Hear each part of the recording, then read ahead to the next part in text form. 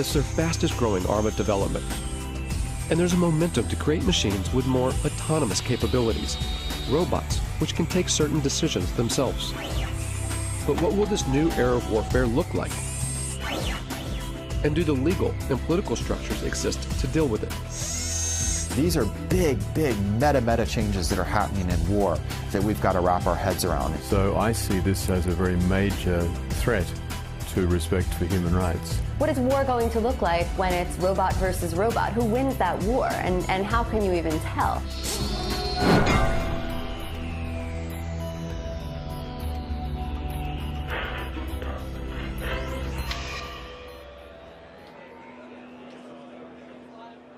This is the largest gathering of robotics companies in the world. It's organized by AUVSI, the Association of Unmanned Vehicle Systems International. So these are successfully used in operations at the reactors. Hundreds of private corporations and university researchers are here to show off their latest cutting-edge inventions. And so there's things that we can actually pick up with the gripper, use them to defuse a bomb, and then put them back. They're all either selling their products or soliciting funds for their projects. And most of them are targeting a single customer with deep pockets, the U.S. military. This is an annual conference for the robotics industry in Washington, D.C. And years ago, this was a pretty small gathering. This year, there'll be over 7,000 attendees. It's an enormous business here now. It covers everything. You'd be surprised what you could find. Everything from unmanned boat ships, submarines, to armed drone helicopters. And just the air portion of the robotics or unmanned industries this year will be worth $7 billion. In 2009, the U.S. Defense Department earmarked $18 billion over 5 years for the development of unmanned systems. This boom in military robotics comes off the back of the so-called global war on terror. The wars in Iraq and Afghanistan, along with lethal action in Pakistan and Libya, have created a political and strategic space for unmanned robotic systems. It's not a situation where you're in these big, formation operations or fights. You're dealing with very explosive, very spontaneous events. So you need something that's watching all the time and something that's very adaptable to be able to move from one location to another very quickly. The U.S. Air Force is presently training more unmanned systems operators than it's training manned fighter plane and manned bomber plane pilots put together. But that actually makes perfect sense because they're actually buying more unmanned systems than they're buying manned fighter planes or manned bomber planes. The number of drones in use by the U.S. military has surged from a handful in 2001 to over 7,000 today, and the number of ground robots has shot from 0 to 12,000.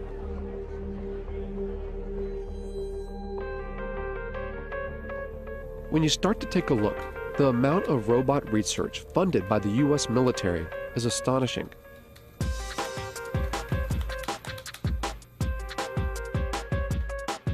Fault lines put in more than 100 requests and follow-ups to the Pentagon, military contractors, private robotics companies, and university research labs. But gaining access to see how these tax dollars are put into use isn't easy. When we could actually get a response, it was almost always a firm no. After several months of chasing, only a handful agreed to allow us to film.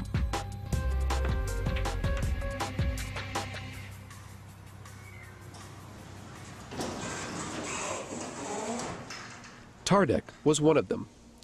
It sits on a base just outside Detroit, Michigan. If you just want to try it out, drive. Seriously? That's it. An Army research facility from World War II. It used to build tanks. Wow, look at that. Now much of their work is dedicated to robotic technology. What we're looking at here at Tardec is unstructured environments. So robots that can move out of the area of very strict programming. So one of the ways of doing that is through teleoperation. So we have, it's not the classic robot. It's somebody actually controlling something. It's not a remote-controlled car because they're doing it through a TV set.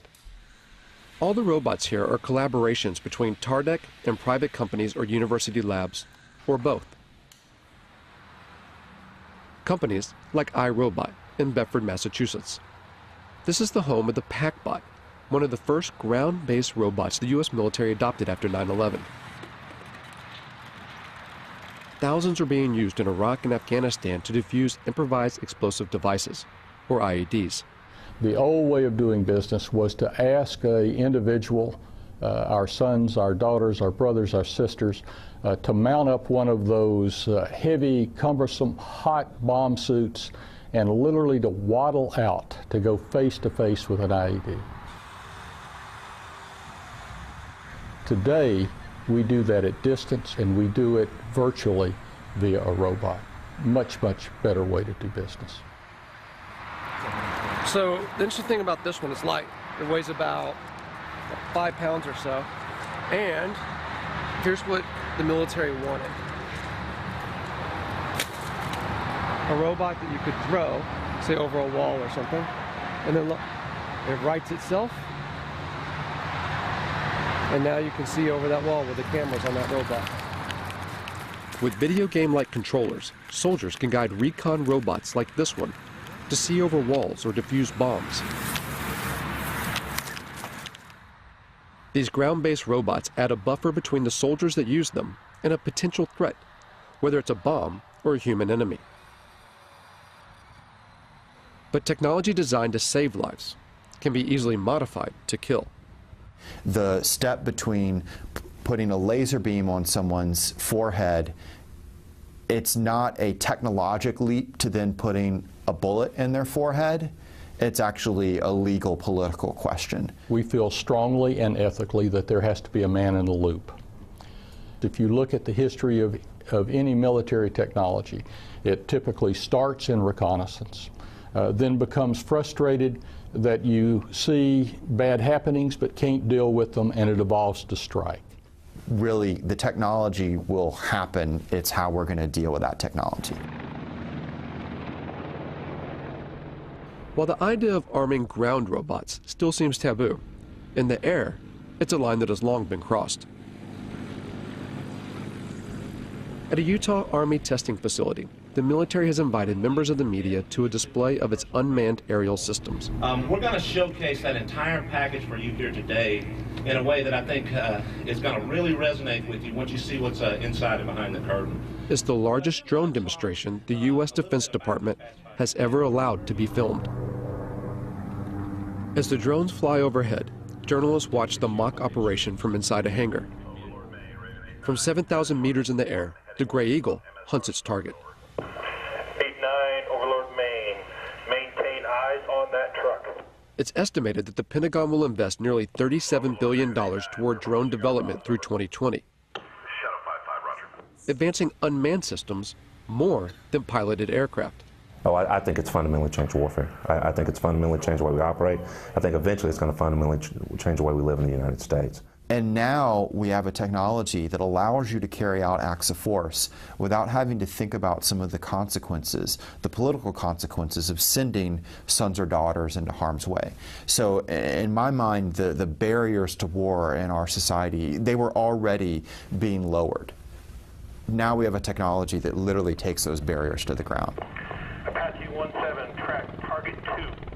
All of which make it such an attractive tool for the U.S. But drones are some of the most controversial weapons in the American arsenal, particularly in their use for targeted killings, a phrase first termed under the Bush administration's so-called war on terror, to use lethal force against specific individuals. It means killing people, often outside official war zones.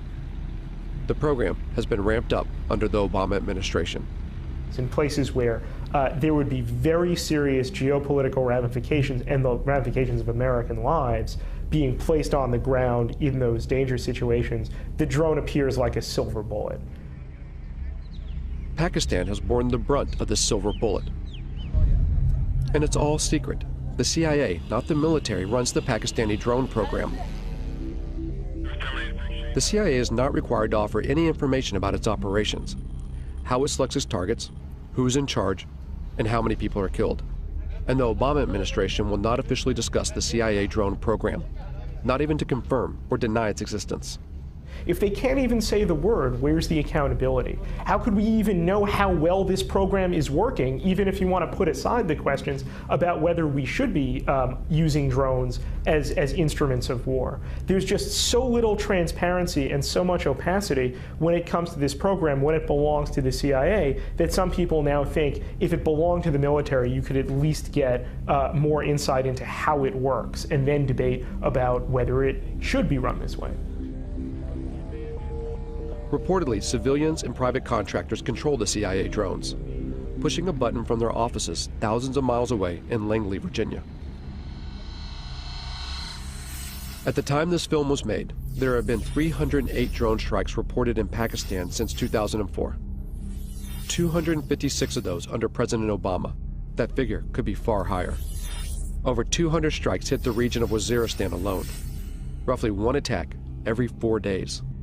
Conservative estimates put the total number of deaths around 2,900. Of those, over 750 were civilians, including 175 children. And at least 1,100 people have been injured.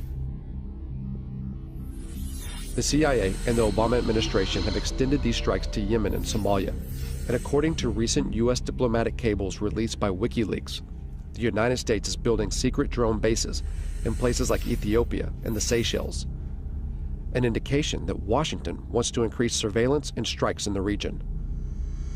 At least a dozen strikes have been carried out in Yemen, one of which in late September killed Anwar al-Awlaki, an American-born imam with alleged ties to al-Qaeda. The willingness to target and kill a U.S. citizen provides just one example of how this secret war often operates beyond recognized legal boundaries. If an intelligence operation carries out an airstrike that goes awry, that accidentally kills civilians, that violates the rules of engagement, there's not a court-martial process set up for that. There is, in my view, at the end of the day, no accountability for what is going on now. Philip Alston spent 6 years studying the legality of the U.S. drone program for the United Nations Human Rights Council. The congressional committees have, as far as anyone knows, never exercised oversight in any specific way in relation to these killings. He says that the American government's justification for the strikes, self-defense in response to 9/11, even now, 10 years later, is a manipulation of the international laws governing conflict. Now, in terms of international law, that represents a fundamental breakdown in what are called the rules on the use of force. It would enable the United States to use force against any target, any country, any time. Following 9/11, Congress passed a resolution called the Authorization for Use of Military Force, or AUMF. It allows the U.S. president to use military force anywhere against people believed to be responsible for 9/11. And when the Obama administration has been asked, what authorities do you possess to go, into Yemen, to go into Somalia, even, outside Afghanistan into Pakistan, for the purposes of attacking people that you say are aligned with al-Qaeda, they use the AUMF. I think the U.S. is certainly risking setting itself up for a significant global backlash against its extension of power extraterritorially. But the bigger problem, of course, is other states saying, well, this is the norm. You do it. Why shouldn't we do it? The UN Human Rights Council has taken no action to further investigate the legality of the U.S. drone program. While the U.S. continues to expand the program, 45 other nations are working on their own drones, many being sold on the open market. In the rush to churn out robotic military systems, who buys these technologies and how they're used has minimal international oversight. In short, the law is not keeping up with the pace of development. Technology doesn't stop, and that's, I think, one thing that people need to realize is that it's accelerating ever faster, not just in the number that we're using it, but how advanced it is. The accelerated pace of development is such that it is inevitable that we are creating machines that are going to be able to do things we cannot currently conceive of them doing. I think if the United States were serious, part of this major program to if you want to create a word to robotize its war-making functions, would be to build in various safeguards designed to ensure respect for the laws of war. There has been a mad dash for advancement with very little consideration for how that advancement will play out against human society. And Rita J. King is a futurist who studies the potential dangers that technological advances in robotics and artificial intelligence can bring.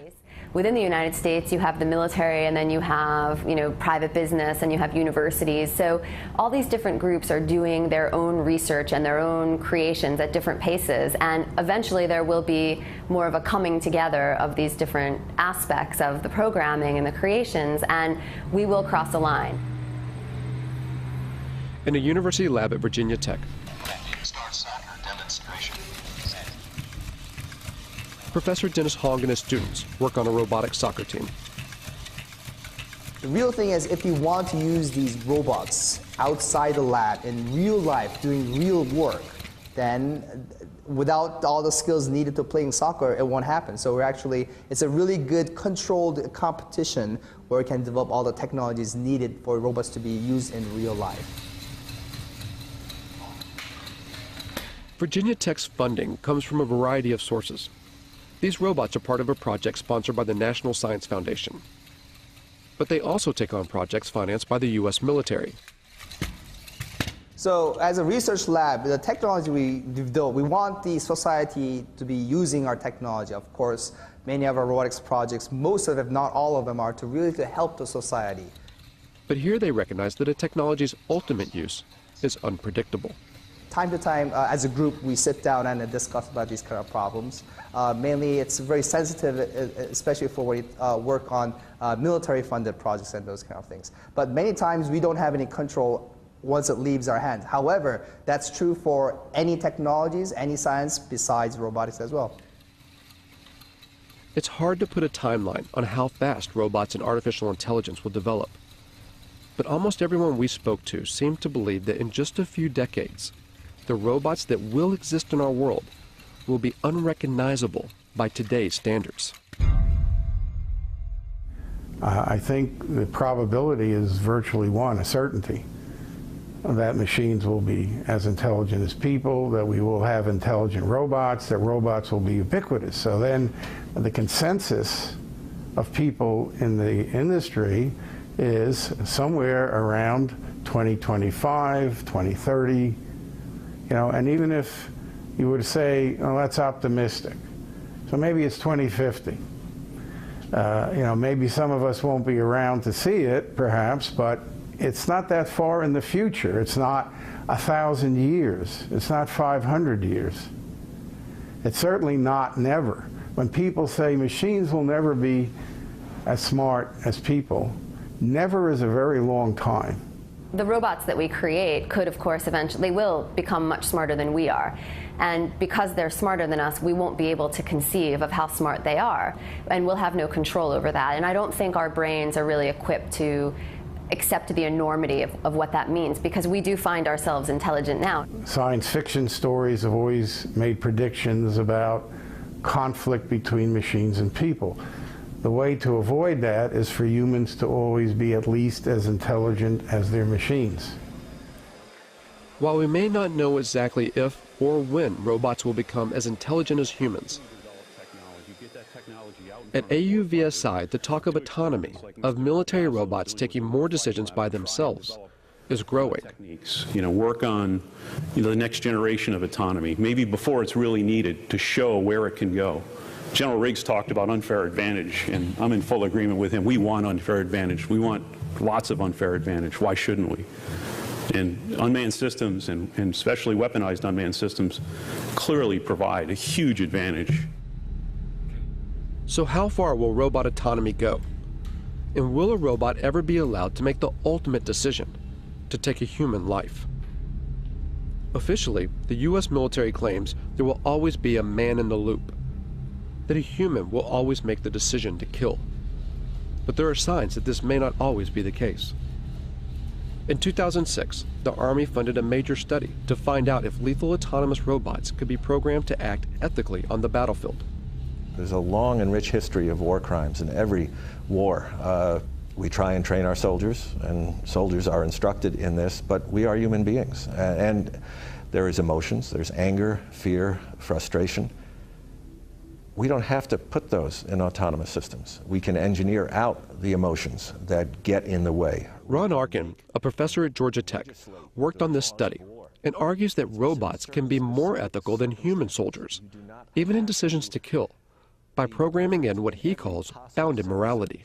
You establish a venue, a region, or a task environment, or a mission under which the system is operating, and you engineer that system to make sure that it acts appropriately under those particular circumstances. Whether it makes that decision what to fire at, when to fire, and who to fire at, that I think is a critical decision that we already sort of ritualize within the military decision process, and we shouldn't relinquish that. There's reasons to deny people their right to life, self-defense, intervening on behalf of another to defend their life.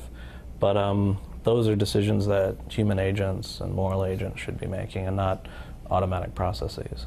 I will never, ever make the claim that these systems will be perfect. But I do make the claim that, I have the belief that these systems can outperform human beings in the battlefield, ultimately from an ethical perspective. We do have a moral responsibility to try to prevent this, and to not invest our time and energy and resources as scientists, as a society, into building a technology that has that kind of capacity to kill people on its own. But for now, there are no signs that research like this will stop. Because there's an assumption that underlies not only Arkin's work, but also the billions spent on defense. The assumption that war will always continue. War is a very cultural thing.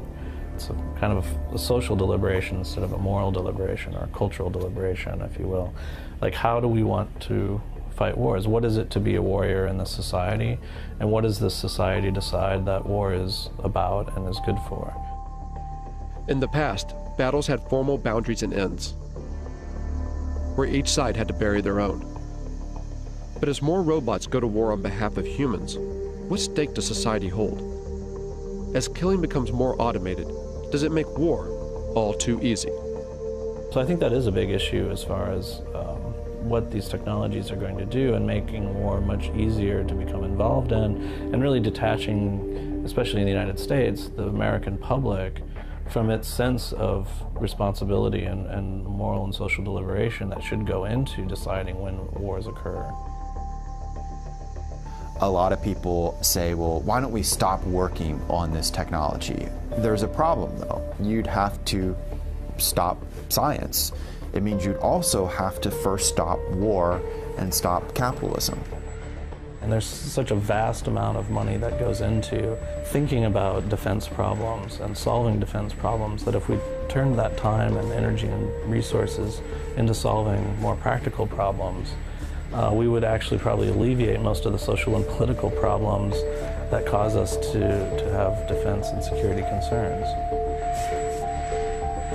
And the fact of the matter is that most of the funding that's going into robot research, of course, is to create a better war machine. And to what end? It demonstrates how far we are from the sort of intelligence we need to build robots that can help us instead of hurt us.